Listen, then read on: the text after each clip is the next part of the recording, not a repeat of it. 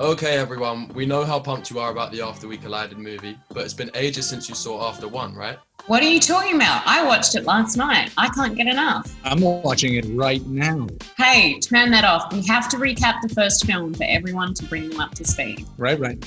Sorry. So here's our super speedy recap of After. Tessa, that's me, graduates high school and heads to college. She meets her new roommate, Steph. Also, Tessa's boyfriend, Noah, is there. Awkward, right? The next day, she meets this absolutely dashing chap named Hardin Scott, played by myself. Anyway, Steph invites Tessa to a party, and at the party, she meets a bunch of Steph's mates, but also meets this Hardin bloke again. At the party, they play Truth or Dare. Everyone finds out Tessa is a virgin, and she's dared to kiss Hardin, which she refuses to do, which is completely understandable. I mean, look at the guy. Hey, watch it. Tessa runs into Hardin again at the party and he tries to kiss her. Wow, he is persistent. The next day, Hardin somehow manages to convince Tessa to give him another shot, and they go for a swim in the lake, and it is steamy. The lake?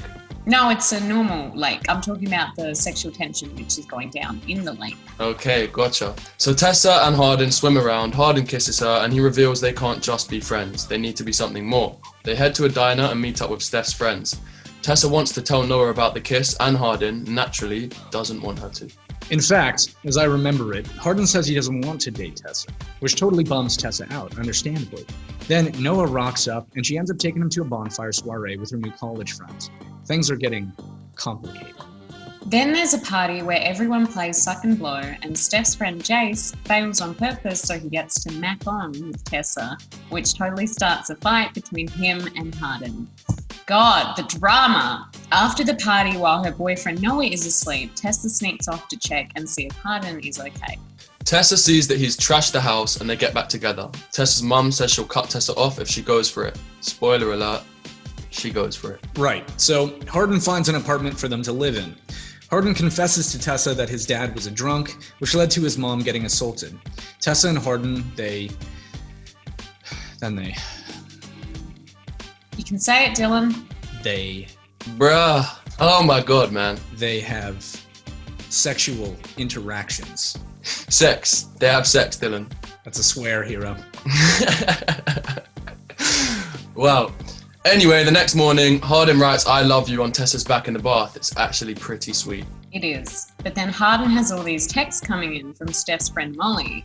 She asks Hardin about them, but he flips out and bails. Tessa follows Hardin and finds him with Steph and her mates, one of whom shows Tessa a video revealing the terrible truth.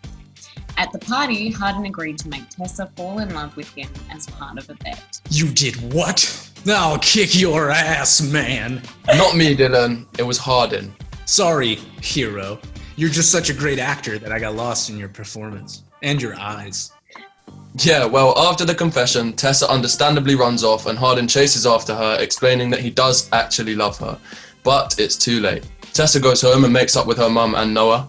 And Tessa then cuts things off with her awful friends who screwed her over and goes for a job interview at Vance Publishing so that she can leave college. But then, after class, her literature professor hands her one of Hardin's essays in which he confesses his love for her. And then Hardin rocks up and is reading the letter.